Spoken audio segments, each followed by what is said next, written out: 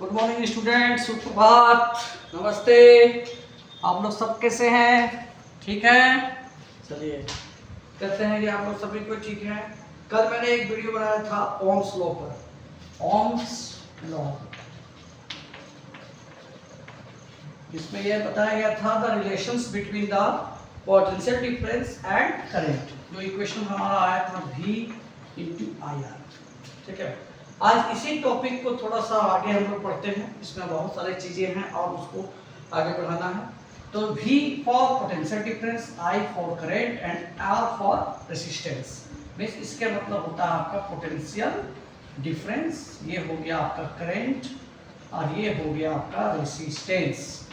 तो आज का जो टॉपिक रहेगा वो रेजिस्टेंस पर ही विशेष रहेगा। रेजिस्टेंस क्या है, किस किस फैक्टर पर डिपेंड करता है, कंबाइन करने पर किस तरह से वैल्यू निकालेंगे, पैरेलल रहेगा तो किस तरह से वैल्यू निकालेंगे। और ये बहुत ही इंपॉर्टेंट टॉपिक में से एक है। आपके बोर्ड के एग्जाम के लिए एकदम कंपलसरी और बहुत ही इंपॉर्टेंट है। ठीक है। रेजिस्टेंस सबसे पहला बात, रेजिस्टेंस जिसको हिंदी में हम लोग करते हैं प्रतिरोध। ये बहुत ही इंपॉर्टेंट है इलेक्ट्रिक्स के लिए, आपका वायर के लिए। रेजिस्टेंस एक बहुत इंपॉर्टेंट टॉपिक में से एक है। ठीक है। तो आज का जो मुख्य टॉपिक है वो आज हम डिस्कस करेंगे रेजिस्टेंस के बारे में। रेजिस्टेंस, रेजिस्टेंस क्या है? रेजिस्टेंस आपका क्या है? It opposes the flow of current. मतलब कि अगर आपका तबीयत खराब है, सपोज दैट कि आपको फीवर है और अचानक से आपको पढ़ने का मन कर रहा है, लेकिन आप चाह रहे हैं कि हम पढ़ें, लेकिन आपकी पढ़ाई नहीं हो पा रही है क्योंकि शरीर आपका अलाउ नहीं कर रहा है। इसी तरह से क्या होता है कि वायर में रेजिस्टेंस रहने के कारण क्या करता है, वो करंट की फ्लो को अवरुद्ध करता है। ठीक है। और उसी अवरुद्ध का नाम है रेजिस्टेंस। इसका यह मतलब होता है to oppose the flow of charges, to oppose the flow of charges। ठीक है। चार्जेस के फ्लो को अपोज करता है। लेकिन अब हमको ये जानना है कि रेजिस्टेंस होता कैसे है। ठीक है। ये रेजिस्टेंस अपोज तो ठीक है कि ये रोकता है। जैसे कल हमने एक वीडियो में आपको बताया था कि अगर हमने यहाँ पे रेजिस्टेंस लगा दिया, इसके बाद हमने क्या किया, एक बल्ब को कनेक्ट कर दिया और इससे एक बैटरी कनेक्ट कर दिया और यहाँ पर स्विच को ऑन कर दिया। जब स्विच को ऑन किए तो बल्ब की जो पहले की जो थी विदाउट रेजिस्टेंस जो उसकी इंटेंसिटी थी, जो उसका ब्राइटनेस था, वो ब्राइटनेस क्या हो गया, कम हो गया। वो ब्राइटनेस इस तरह से आपका कम हो गया। तो कम क्यों हुआ? क्योंकि यहाँ पे एक रेजिस्टेंस एक फैक्टर था। ठीक है। और ये रेजिस्टेंस के कारण ये रेजिस्टेंस जो है आपका, यही एक फैक्टर था जो कि क्या किया, बल्ब की ब्राइटनेस को कम कर दिया। ठीक है। तो कम किया तो मतलब क्या हुआ कि वायर में तो ऐसे बहुत सारे इलेक्ट्रॉन भी फ्लो करते हैं, तो रेजिस्टेंस तो ऑलरेडी इसमें प्रेजेंट रहती ही है। लेकिन ये एक्स्ट्रा जब हम लगा देते हैं तो इसके पावर और क्या करता है, ये अवरुद्ध कर देता है। जैसे कि रोड में एक प्लेन रोड है, एकदम प्लेन रोड में आपकी बाइक की स्पीड पूरा रहेगी। ठीक है। लेकिन अगर हमने बीच बीच में ब्रेकर लगा दिया तो क्या आप बाइक को स्पीड से चला सकेंगे? तो यही चीज यहाँ पे भी क्या है, क्या ब्रेकर हो गया, इस तरह से जिग-जैग पाथ हो गया, जिसकी स्पीड क्या हो गई, कम हो गई और अवरुद्ध करना शुरू कर दिया। ठीक है। फ्लो ऑफ चार्जेस को, तो फ्लो ऑफ चार्जेस अगर अवरुद्ध हुआ तो करंट की फ्लो को अवरुद्ध कर दिया। तो करंट के फ्लो को अवरुद्ध किया तो पोटेंशियल आपका अवरुद्ध हो जाता है, जिसके कारण क्या हो गया, ब्राइटनेस कम हो गया। तो रेजिस्टेंस प्रत्येक वायर में, हर वायर में, किस जो भी वायर है सब में रेजिस्टेंस आपका प्रेजेंट है। ठीक है। जो क्या करता है, कुछ अवरुद्ध करता है। ठीक है। बात को अवरुद्ध करने का काम करता है। तो यही चीज है प्रतिरोध आपका रहता है, resistance to oppose the flow of charges. तो अब है कि रेजिस्टेंस को हम लोग डिनोट किससे करते हैं। ठीक है। रेजिस्टेंस तो समझ गए कि to flow the opposes the flow of charges. It is denoted bye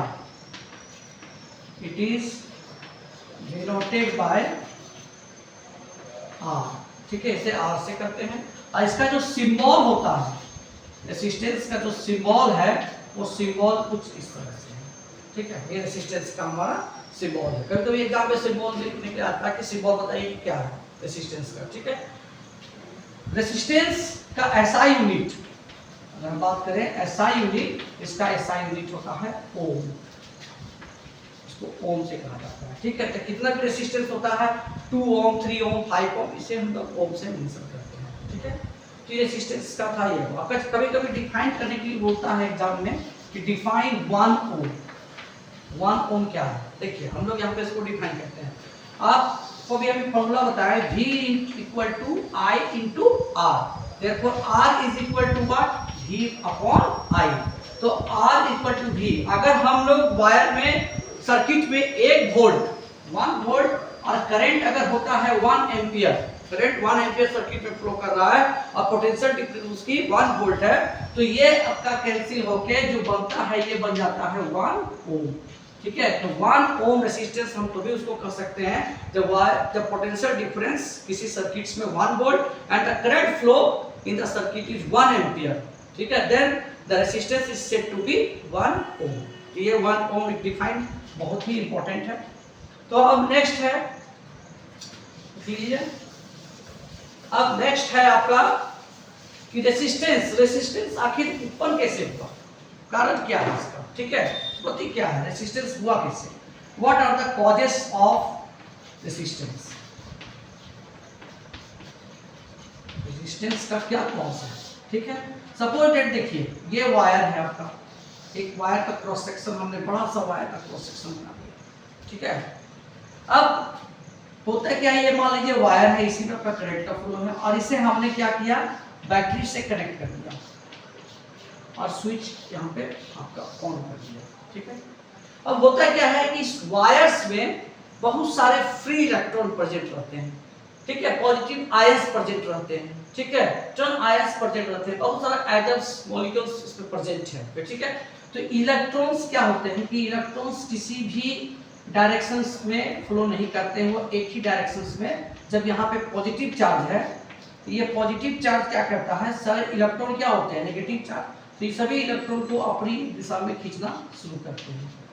अब होता क्या है कि जब ये इलेक्ट्रॉन ड्रिफ्ट होते हैं, जब ड्रिफ्ट करता है इलेक्ट्रॉन्स, तो इलेक्ट्रॉन्स की मूवमेंट होती है और इसके कारण क्या होती है कि आपस में कोलाइड करना शुरू कर देते हैं। ठीक है, पॉजिटिव आयंस के साथ भी नेगेटिव आयंस के साथ भी कोलाइड करना शुरू कर देते हैं। जब कोलिजन होता है, इस कोलिजन्स के कारण क्या होता है कि इसकी स्पीड कम हो जाती है, तो अवरुद्ध आना शुरू हो जाता है, प्रतिरोध होना शुरू हो जाता है।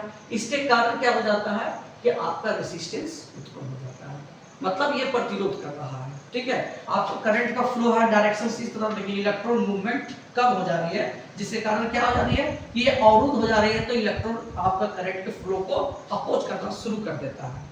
ठीक है, यही मेन रीजन है इसका, क्योंकि पॉजिटिव आयंस जब मूव करना शुरू करता है तो पॉजिटिव आयंस और नेगेटिव आयंस इलेक्ट्रॉन आपस में कोलाइड करना शुरू कर देते हैं, इलेक्ट्रॉन प्रोटॉन को पॉजिटिव आयंस के साथ कोलाइड करना शुरू कर जाते हैं। इस कोलिजन्स के कारण आपका जो उत्पन्न होता है वो प्रतिरोध उत्पन्न हो जाता है और उसी को कहते हैं रेसिस्टेंस।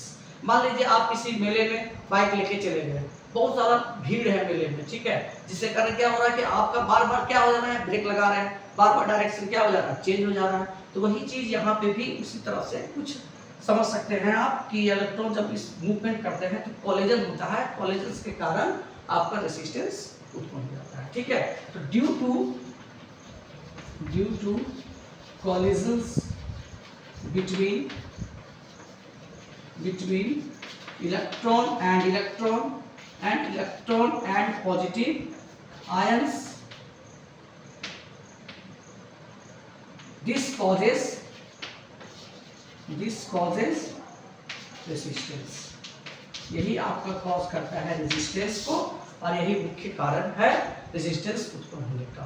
तो किसी भी वायर में जब करंट फ्लो करता है तो इलेक्ट्रॉन के मूवमेंट के, न्यूट्रॉन के और प्रोटॉन के कोलिजन से क्या होता है, पॉजिटिव आयंस के कोलिजन से आपका रेजिस्टेंस उत्पन्न हो जाता है। ठीक है, अब आगे हम लोग देखते हैं। तो हम लोग दो चीज अभी तक समझे, एक तो हम समझ लिए डेफिनेशंस की रेजिस्टेंस है क्या और इसकी एसआई यूनिट क्या है, इसका सिंबल क्या है और इसके किससे हम लोग डिनोट करते हैं।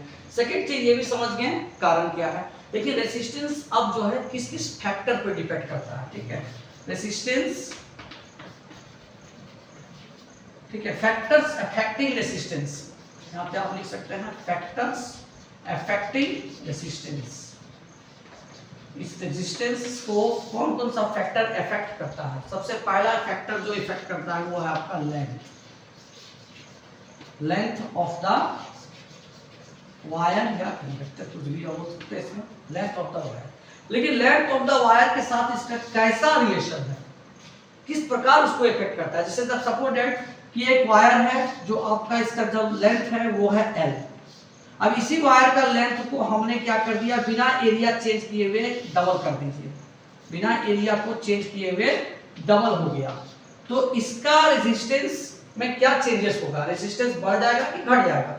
तो इसका मान लीजिए रेजिस्टेंस अगर R है, ठीक है, तो इसका रेजिस्टेंस जो होगा R डैश वो आपका बढ़ा हुआ रहेगा रेजिस्टेंस, ठीक है। जिस प्रकार अगर हम एरिया चेंज नहीं करते विदाउट चेंजिंग द एरिया, ठीक है, तो लेंथ ऑफ द वायर अगर हम इंक्रीज कर देते हैं, डबल कर देते हैं, तो हमारा रेजिस्टेंस भी डबल हो जाएगा। अगर हम इसको ट्रिपल कर दिए बिना एरिया चेंज किए हुए विदाउट चेंजिंग द एरिया, ठीक है, तो इसे हम कर दिए ट्रिपल, ठीक है, तब इसका रेजिस्टेंस भी ट्रिपल। लेकिन इसमें एक कंडीशन याद रखिएगा, length of the wire increase कर रहे हैं लेकिन एरिया हम लोग क्या रख रहे हैं, सब में कांस्टेंट, एरिया कांस्टेंट, एरिया में चेंजेस नहीं कर रहे हैं, सिर्फ लेंथ ऑफ द वायर में चेंजेस कर रहे हैं। तो without changing the area, without changing the area, area मतलब क्षेत्रफल, क्रॉस सेक्शनल, इसका पृष्ठीय क्षेत्रफल, ठीक है, ये बिना चेंज किए हुए, if we increase the length, if we increase the length, then R is also increased, also increased, मतलब कि अगर R बढ़ा रहे हैं तो हमारा लेंथ भी, लेंथ अगर बढ़ा रहे हैं तो R भी बढ़ जा रहा है। तीसरी इसका ये मतलब हुआ कि R is directly proportional to the length of the wire। ये क्लियर हो गया कि अगर R बढ़ाएंगे तो लेंथ बढ़ाएंगे तो हमारा R भी बढ़ जाएगा, लेंथ घटाएंगे तो हमारा R भी घट जाएगा। तो ये निकाला गया रिलेशंस लेंथ के साथ। तो रेजिस्टेंस का लेंथ के साथ है डायरेक्टली प्रोपोर्शनल। क्लियर है? अब इसी में एक क्वेश्चन हम आपको डिफाइन करेंगे, इसके बाद हम लोग बताएंगे इसका एक क्वेश्चन। तो लेंथ के साथ कैसा रिलेशन है, R is directly proportional to the length of the wire. If length increases then R increases, if length decreases then R decreases, length increases then R increases and length decreases then R decreases। Same ratio में double करेंगे तो double हो जाएगा, triple करेंगे तो triple, half करेंगे तो half, ठीक है। सेकंड चीज area of cross section, area of cross section, cross sectional area क्या होता है। जैसे देखिए ये वायर है, आपको सपोज हमने पढ़ा करके दिखा रहे हैं यहाँ पे, ये वायर, ये जो आपका देख रहे हैं इसका पृष्ठ, इसको कहते हैं मतलब पृष्ठीय क्षेत्रफल, इसी होता है आपका एरिया ऑफ क्रॉस सेक्शन। तो एरिया ऑफ क्रॉस सेक्शन के साथ इसका कैसा रिलेशन है, तो एरिया ऑफ क्रॉस सेक्शन के साथ इसका इनवर्सली प्रोपोर्शनल है। मतलब एरिया अगर हम लोग इसमें बढ़ा देंगे तो रेजिस्टेंस हमारा क्या हो जाएगा, कम हो जाएगा, ठीक है। यही कारण है कि थिकनेस वायर में रेजिस्टेंस ज्यादा होता है कि थिन वायर में ज्यादा होता है। अभी अगर हम एरिया को इसमें घटा देते हैं तो रेजिस्टेंस क्या हो जाएगा, बढ़ जाएगा, ठीक है। तो इसका समझिए एक केस आपको हम दे रहे हैं, ठीक है, एरिया से रिलेटेड। एक वायर है सेम लेंथ का है, लेंथ इसका कितना है L, इसका एरिया ऑफ क्रॉस सेक्शन है आपका A, area of cross section क्या हो गया आपका A। अब एक वही सेम लेंथ का एक और वायर है, सेम मटेरियल, सारा चीज सेम, और इसका भी लेंथ क्या है L, लेकिन इसका जो एरिया है ये है आपका ट्वाइस, एरिया कैसा है ट्वाइस। तो इसका ये मतलब हुआ कि ये वायर क्या हो गया, थोड़ा सा थिन हो गया, और ये वायर क्या हो गया, थिक हो गया, ठीक है। तो अब आपसे क्वेश्चन में पूछा जाएगा कि ये दोनों वायर में आप हमको ये बताइए कि रेजिस्टेंस किसका ज्यादा है, ठीक है। तो देखिए यहाँ एरिया अगर हमारा कम है तो रेजिस्टेंस ज्यादा है, एरिया अगर ज्यादा है तो रेजिस्टेंस क्या है हमारा, कम है। इसका मतलब इसमें आपको रेजिस्टेंस क्या मिलेगा, ज्यादा, क्योंकि एरिया है कम, रेजिस्टेंस है ज्यादा, और इसमें जो है आपका रेजिस्टेंस क्या मिलेगा, आपका कम मिलेगा रेजिस्टेंस, ठीक है, क्योंकि एरिया हमारा क्या है यहाँ पे ज्यादा, ठीक है। समझ में आ गया। तो दो रिलेशन था, एक लेंथ ऑफ द वायर और दूसरा है एरिया ऑफ क्रॉस सेक्शन। तीसरा जो है आपका फैक्टर्स जो रेसिस्टेंस के टर्म को इफेक्ट करता है, वो तीसरा फैक्टर है आपका मटेरियल ऑफ द वायर। मतलब वायर किस मटेरियल का है, कॉपर का है या आपका कॉपर का है, सिल्वर का है या आपका आयरन का है, किस तरह का मटेरियल पर है। सब मटेरियल के लिए रेसिस्टेंस की प्रॉपर्टीज अलग अलग हो जाती है, क्योंकि इलेक्ट्रॉन्स का अरेंजमेंट अलग अलग तरीके से होता है, ठीक है। इसलिए यहाँ पर मटेरियल पर डिपेंड करता है, नेचर ऑफ द मटेरियल पर डिपेंड करता है, ठीक है, कि वो किस क्वालिटी का मटेरियल्स है, कॉपर है या सिल्वर है या आयरन है, उसके अकॉर्डिंग ये इसकी रेसिस्टेंस की प्रॉपर्टी चेंज हो जाती है। Fourth number temperature. टेम्परेचर पर ये डिपेंड करता है, ठीक है।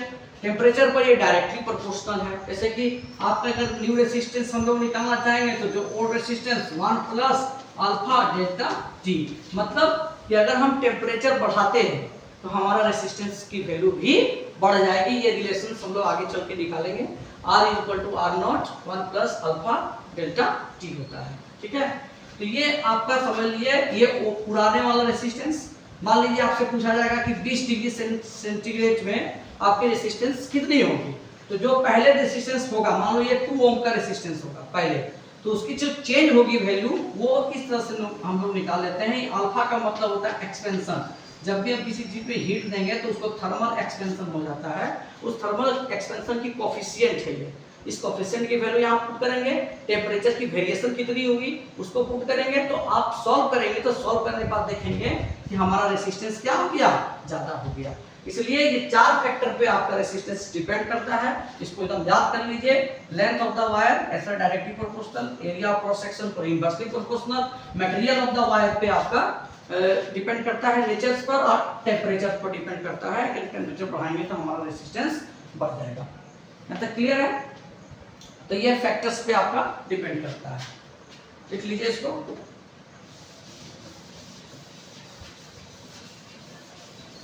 तो अभी तक हम लोग 3 चीजों पर ध्यान दे दिए। इस पर बड़ा ही इंपॉर्टेंट टॉपिक है। सबसे पहला टॉपिक हम लोग क्या किए कि रेसिस्टेंस के बारे में हम लोग जान गए कि क्या है भाई, ये तो अपोज करता है, एक प्रतिरोधक है। जैसे कि बीजेपी पार्टी का अपोज करता कौन है, कांग्रेस पार्टी।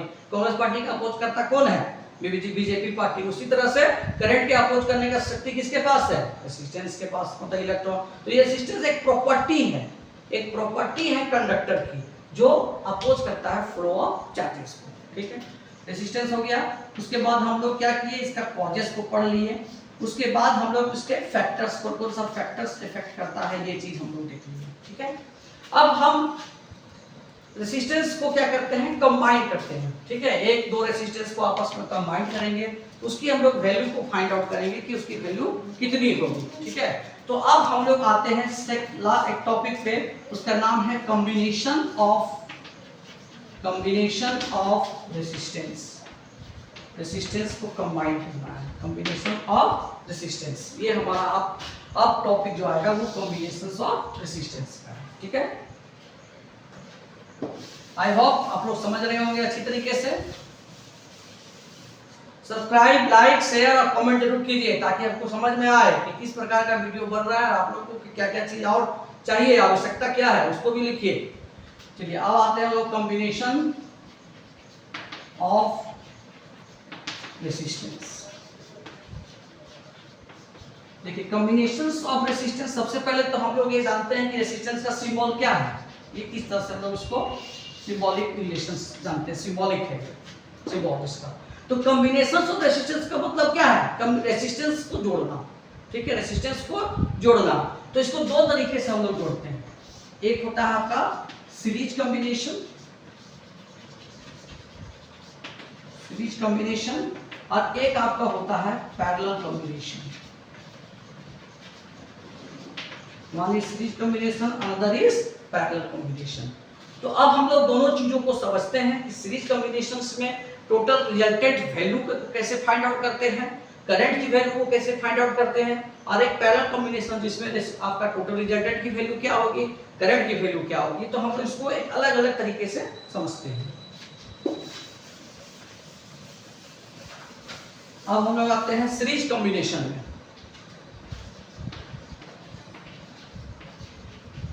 सीरीज कॉम्बिनेशन, देखिए सीरीज कॉम्बिनेशन क्या हुआ, दो रेसिस्टेंस को सीरीज में जोड़ना।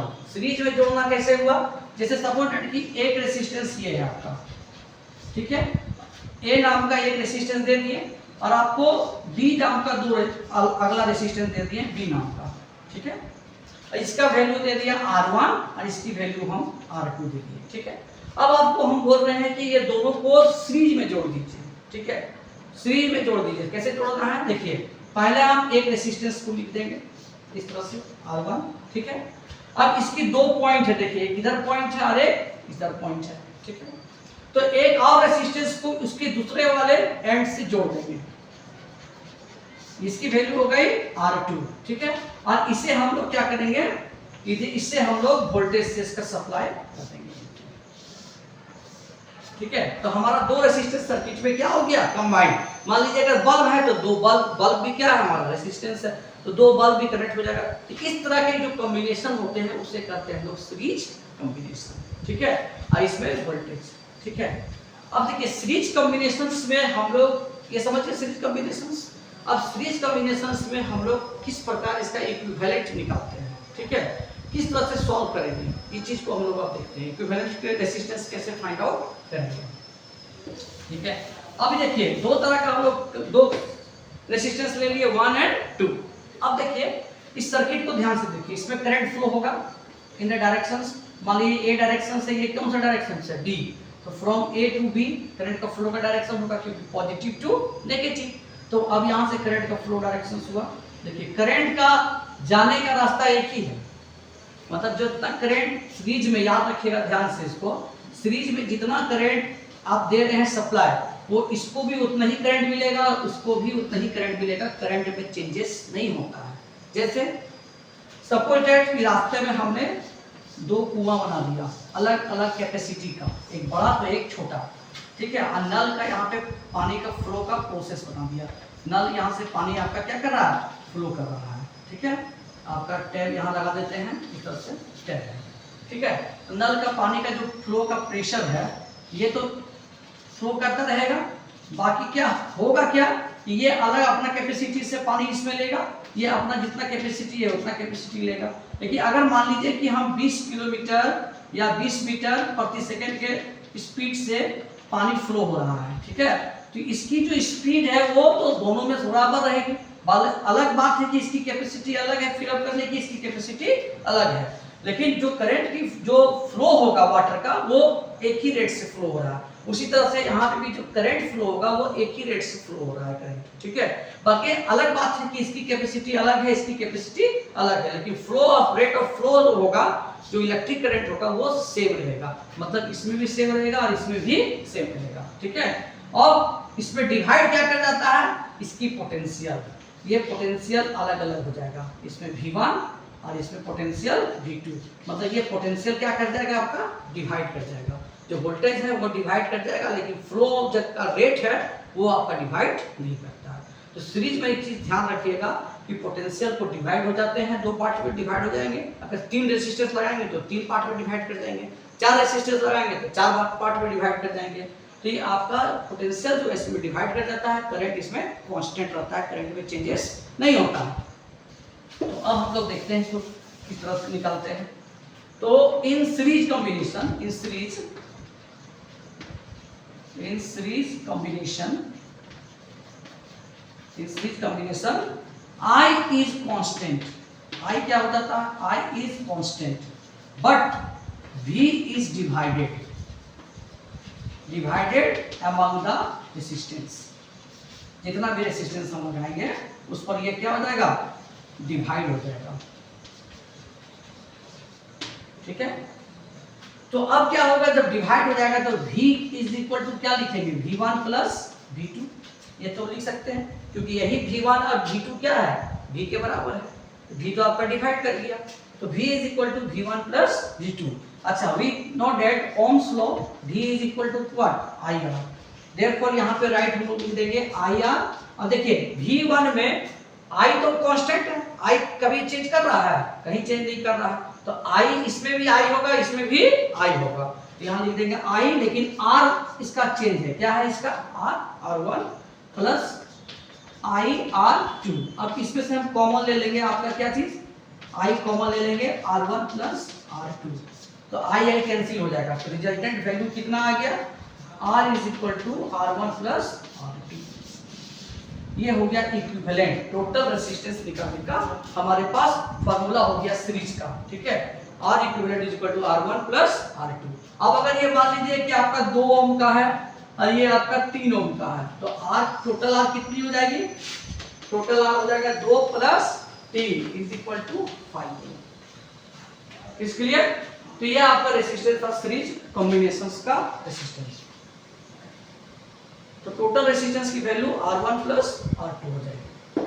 अब इस तरह से अगर मान लीजिए 1 2 3 बहुत सारा लगा हुआ है तो कोई दिक्कत नहीं है, आप लिख दीजिए R1 plus R2 plus R3 dash dash dash RN, जितना आपका रेसिस्टेंस लगा हुआ है 4 5 सब टोटल जोड़ दीजिए, ये आपका सीरीज कॉम्बिनेशंस का फॉर्मूला है, टोटल रेसिस्टेंस जोड़ दीजिए, ठीक है। अब इसमें एक चीज आप लोग और निकाल सकते हैं,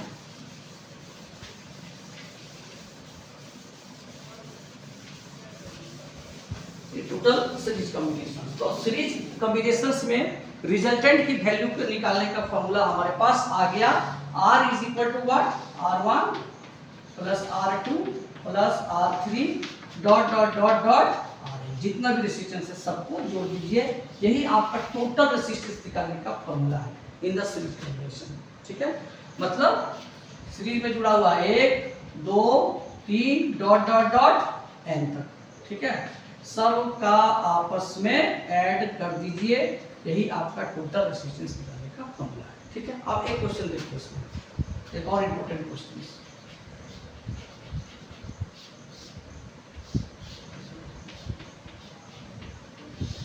ठीक है। अब हमने इस पर 20 वोल्ट सप्लाई दे दिया, 20 वोल्ट, और इसकी रेसिस्टेंस की पावर है 4 ओम और यहाँ पे आपका 5 ओम, ठीक है।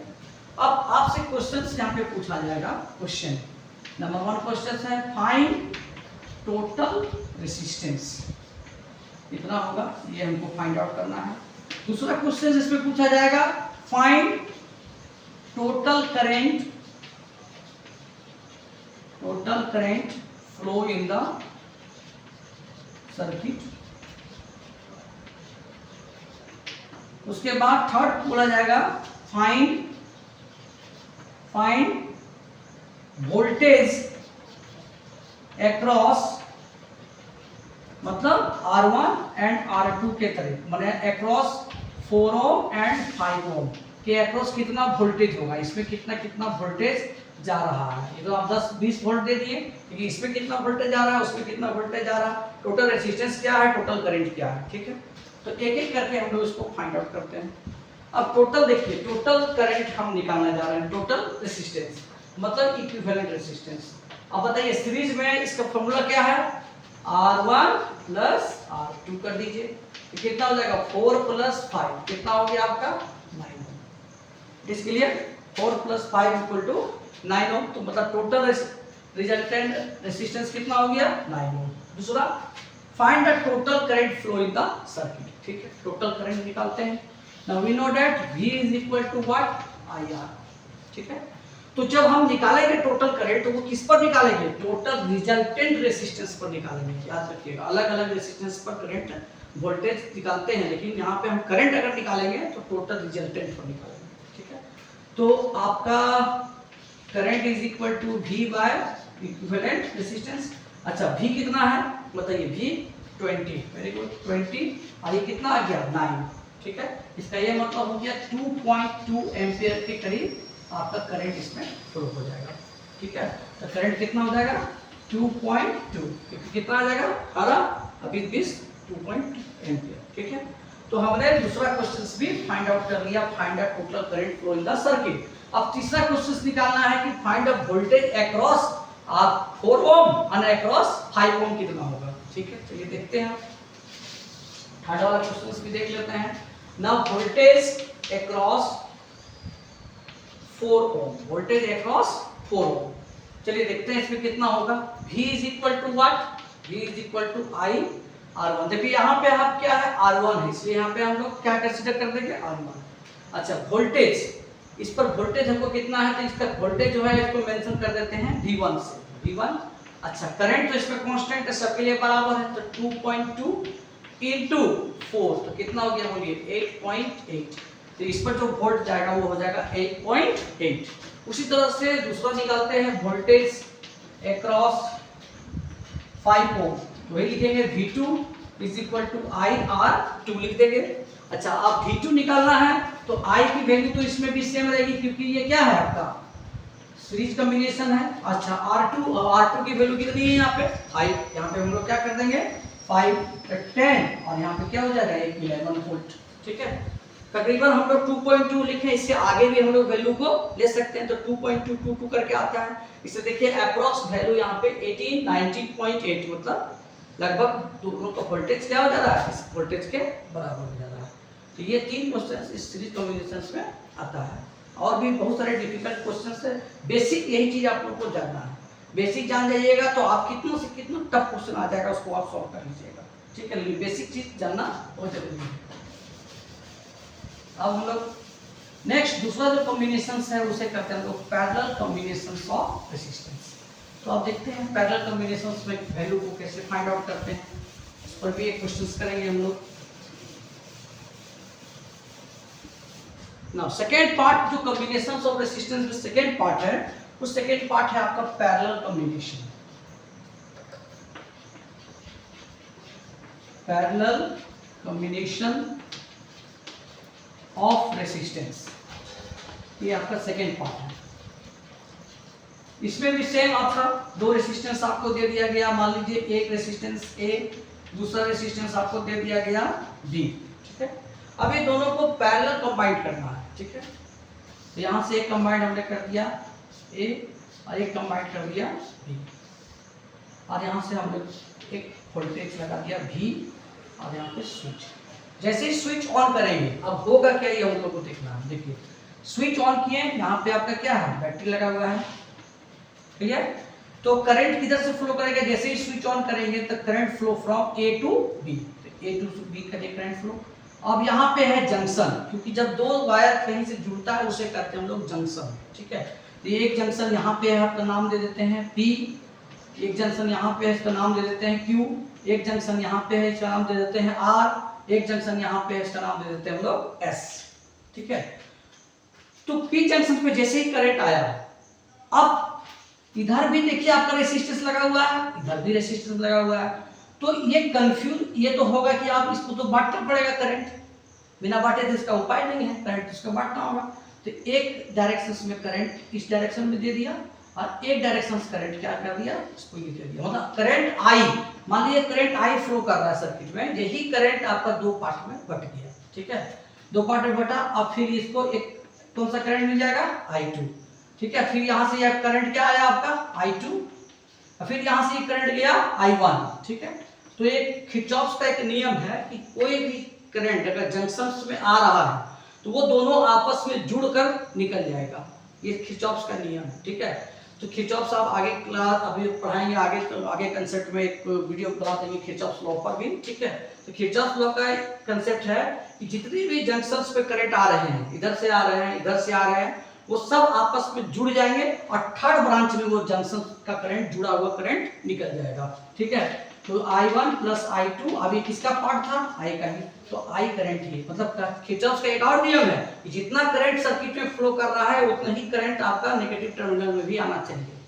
ठीक है यही उन्होंने बताया था कंसेप्ट। तो देखिए करंट I निकला, करंट I ही था, लेकिन अब यहाँ पे देखना है हमको कि क्या चीज हमारा डिवाइड कर गया, डिवाइड कर गया करंट, लेकिन वोल्टेज सेम हो गया, वोल्टेज सेम हो गया। मतलब एक फादर के दो बच्चे, तो फादर तो सेम है, पहला बच्चा दूसरा बच्चा, ये याद रख सकते हैं। ठीक है तो अब यहाँ पे क्या हो गया, वोल्टेज इज कांस्टेंट। अब यहाँ पे वोल्टेज हमारा हो गया constant and I is distributed, I is distributed. ठीक है या divided among the two resistance, one resistance R1 and another resistance R2। ठीक है डिस्ट्रीब्यूटेड between two resistance।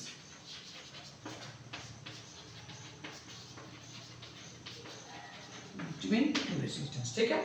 तो अब देखते हैं आई डिवाइड कर रहे हैं, तो वहां पे था सीरीज में आई कांस्टेंट था, वोल्टेज डिवाइड कर रहा था, यहाँ उल्टा हो गया, वोल्टेज कांस्टेंट हो गया, आई डिवाइड कर गया, ठीक है। कोई बात नहीं, डिवाइड करने दीजिए, देखते हैं। अब देखिए, अब यहाँ हम लोग लिख सकते हैं I is equal to I1 plus I2, कोई दिक्कत? अच्छा, we know that V is equal to what, IR, तो I का इक्वल टू हम लोग क्या लिख सकते हैं, V अपॉन R, तो I की जगह हम लिख दें V अपॉन R, और यहाँ पे लिख देंगे V, क्योंकि वोल्टेज तो इसमें भी सेम जा रहा है, इसमें भी जा रहा है सेम, तो V बाय क्या हो जाएगा R1, क्योंकि रेजिस्टेंस वेरी है, अलग अलग है, V बाय R2। अब क्या किए हम कि इसमें V को कांस्टेंट ले लिए, 1 by R1 plus 1 by R2, अब V भी कट गया, क्या हो गया 1 by R is equal to 1 by R1 plus 1 by R2। तो आपका ये पैरेलल कॉम्बिनेशंस का निकालने का फॉर्मूला आपके पास आ गया, 1 by R is equal to 1 by R1 plus 1 by R2। इस तरह से आपका रेजिस्टेंस बढ़ जाएगा तो रेजिस्टेंस बढ़ते चला जाएगा, तो आपका यहाँ भी वैल्यू भी क्या हो जाएगा, इसको इंक्रीज करते चले जाइएगा, मतलब रेसिप्रोकल पर आ गया आपका। चलिए अब इसका एक क्वेश्चन भी हम लोग बना लेते हैं। देखिए, अब पैरेलल कॉम्बिनेशंस का हमारे पास फॉर्मूला क्या आ गया, 1 बाय R इक्विवेलेंट, मतलब टोटल रेजिस्टेंस। अगर पैरेलल कंबाइंड किया हुआ है सर्किट में हमारा रेजिस्टेंस, तो टोटल रेजिस्टेंस किस प्रकार निकालेंगे, इसकी फॉर्मूला है 1 बाय R क्यू, यहाँ पे हो जाएगा 1 by R1 plus 1 by R2 plus 1 by R3 dot dot dot dot dot 1 by Rn, इतना भी रेजिस्टेंस है, सबका रेसिप्रोकल कर दीजिए, आपका ये आंसर आ जाएगा, ठीक है। तो एक क्वेश्चन इस पर हम लोग बनाते हैं, जिस प्रकार से उसमें फाइंड आउट किए थे उसी तरह से इसमें भी फाइंड आउट करते हैं।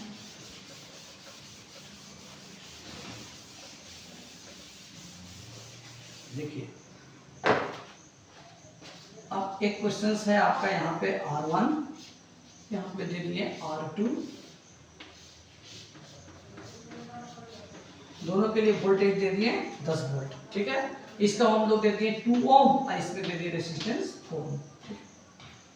चलिए अब देखिए, करंट का फ्लो का डायरेक्शन इधर जाएगा, करंट I गया, करंट I1 यहाँ हो गया और करंट I2 इधर हो गया, ये तो क्लियर है। अब हमको यहाँ पे क्वेश्चंस पूछा जाएगा, 3 क्वेश्चन इसमें भी पूछा जाएगा। देखिए, सबसे पहला find R equivalent, total resistance बताइए कि कितना होगा, ठीक है। दूसरा क्वेश्चन इसमें बनता है फाइंड I1 एंड I2, ठीक है। और तीसरा क्वेश्चन बनता है फाइंड टोटल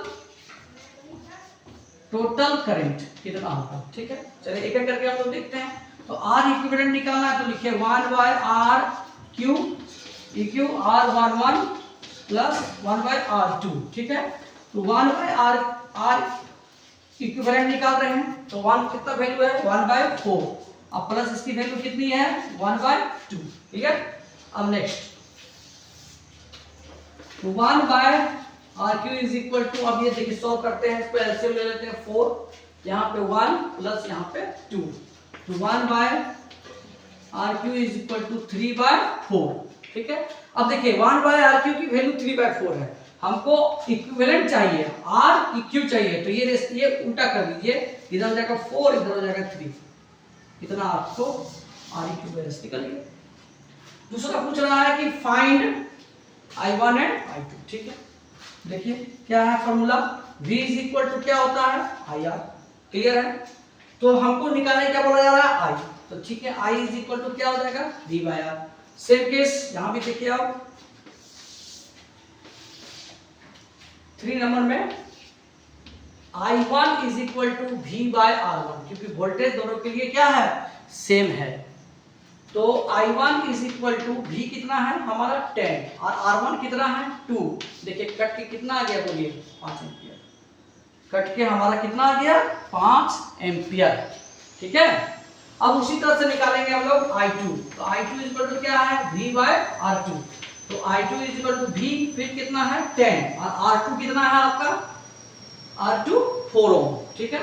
तो 4 ओम कट जाएगा, यहाँ पे आप देखिए कितना आ गया 2.5 एम्पियर।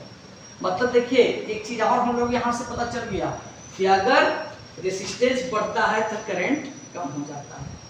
वहां तक कि रेसिस्टेंस कम था तो करंट क्या मिल गया, ज्यादा, और यहाँ रेसिस्टेंस ज्यादा मिल गया। ठीक है, तो ये आपको पैरेलल कॉम्बिनेशंस निकालने का फॉर्मूला है और इस तरह से हम उसको सॉल्व करते हैं। टोटल करंट निकालना क्या है, टोटल करंट तो तुरंत हो जाएगा आपका total current is equal to क्या हो जाएगा, I1 प्लस I2, दोनों को जोड़ दीजिए, 5 प्लस 2.5 इक्वल टू 7.5 इसका प्रयोग करता है। ठीक है, तो ये आपका पैरेलल कॉम्बिनेशंस का रेसिस्टेंस था।